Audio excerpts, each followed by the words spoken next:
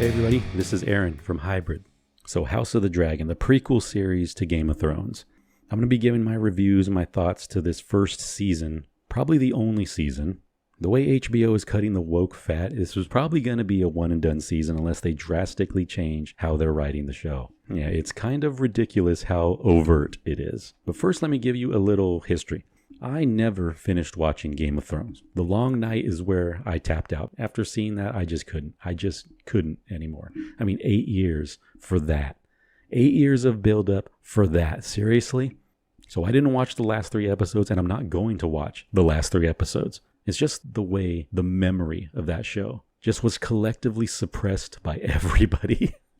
And no one talked about it after that. It's so surreal, and it continues to be surreal. It was like this mass cultural shame that everyone that got other people into watching that show felt. It was like this feeling of, I am so sorry. I thought this was going to be cool. I didn't know. It was zombies and dragons and nudity. How could anyone mess that up? Well, apathy finds a way. And talk about the book reading people. Oh my goodness, so insufferable. Well, in your book it happened like this and there was this other character. Like, I don't care about the fucking books. I just want to watch the show. That's the extent of my investment. Just the show. Shut up about the books. And now we're up to speed. So here we are at House of the Dragon. I would never have given this show a chance except for one reason. So there's one reason why I'm watching the show and one reason alone. And that's Matt Smith. That's it. They pull some Ned Stark shit with his character and I'm out immediately. Because Matt Smith seemingly did the impossible for me and got me to watch 2 seasons of Doctor Who and actually enjoy it. So I'm giving the House of Dragon a shot just because of Matt Smith. So here we go. Episode 1, House of the Dragon. Well, let's just say it's not off to a good start, As the coach says, but they are who we thought they were. That's right, coach. They are who we thought they were. Every messaging, agenda-driven prediction, fear, expectation was absolutely correct. Okay, so starting off, there's Rhaenyra. I'm just going to call her Rhaena. There's too many R's in that name and vowels. Now, bear in mind, that criticism is coming from someone named Aaron. Well, she's narrating this succession prologue from the old king to her father. It's implied that it's her. It's probably not her. It could be someone else, but it's heavily implied that this is Rhaena talking, and it's an older voiced actress. It's not the younger actress that's playing the part now. So if we take that into account, she's immediately doused in plot armor. So she's completely safe for the duration. So they go through this little prologue. They name the successor to the old king. And of the 2 candidates, both Targaryen, one man, one female, they pick the man, Viserys. And it's intimated through body language and facial expression that Viserys didn't really want the position. And it's stated in the post-credits featurette after the show, it should have been the female.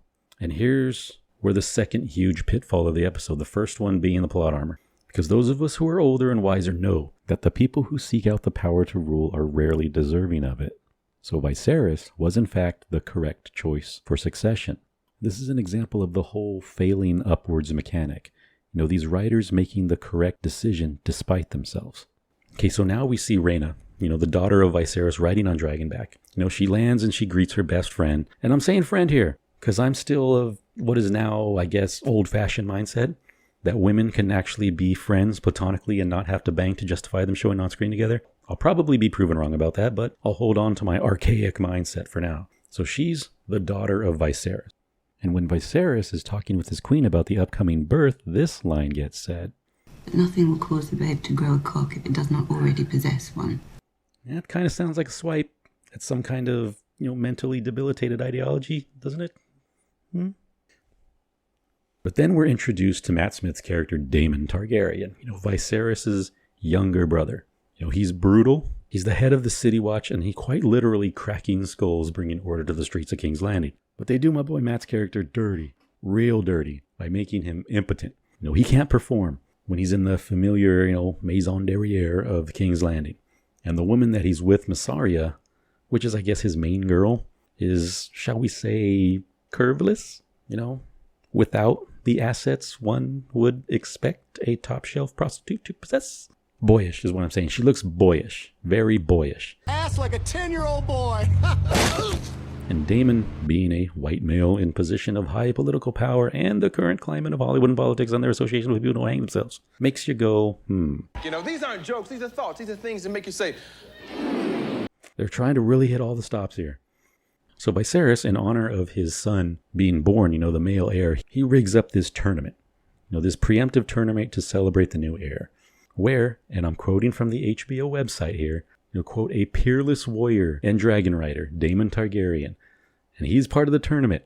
And he gets his ass handed to him by a little brown boy from Dorne. Yeah, why'd he get beat by a little colored child from the south? The peerless warrior gets beat in single combat in front of everyone in the first episode. So I guess peerless is used ironically to describe him? Or these writers just throw words down they've heard intelligent people use and hope nobody notices they're using it wrong? Okay, so after the tournament, what we expect to happen to create the eventual non-dramatic power struggle between Daemon and his thoroughly plot-armored niece Rhaena is that Viserys' wife and son die in childbirth.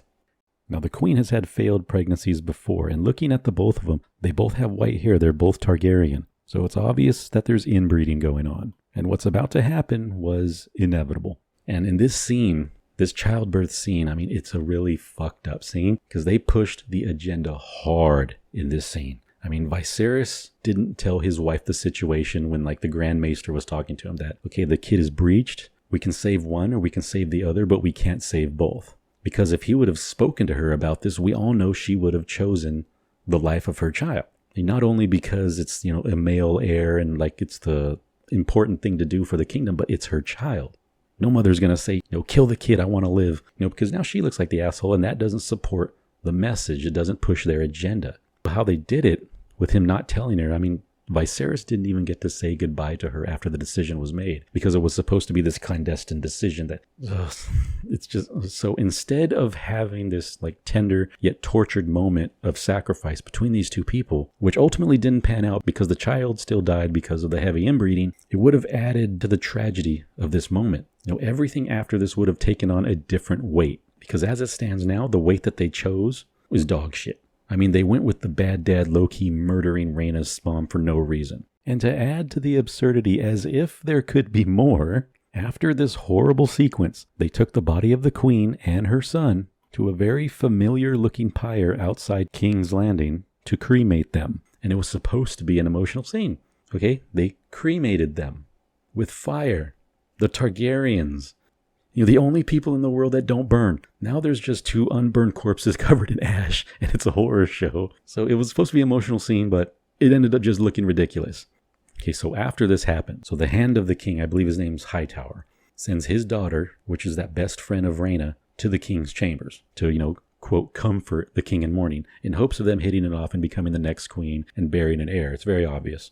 But then Daemon starts running his mouth and disrespects the memory of the baby in public. And Viserys gets all emotional about it and tells him to fuck off and names Rhaena heir to the Iron Throne in spite over Daemon. And even though Viserys, not wanting to rule, not being ready to rule, but yet picked for succession because he's male, was the wrong choice. But Rhaena, not wanting to rule, not being ready to rule, but being picked for succession is the right choice because she's female. And they say as much in the post-credits featurette. It's all very bullshit. And by Viserys naming her over his brother, it starts the whole Game of Thrones thing that the show is supposed to be predicated on. And that's it. That's episode 1. It's not a great start. If it wasn't for Matt Smith, I would not watch another episode because it's all predictable and shallow and forced and obvious and yeah. So that's all I got for now. Thanks for watching to the end. Until the next episode, I will see you out there.